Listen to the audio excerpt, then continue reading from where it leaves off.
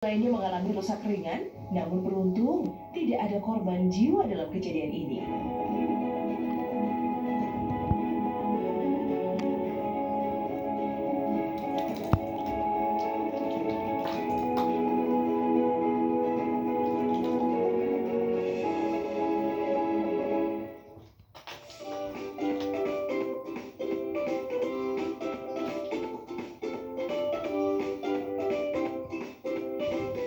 Jadi sorotan.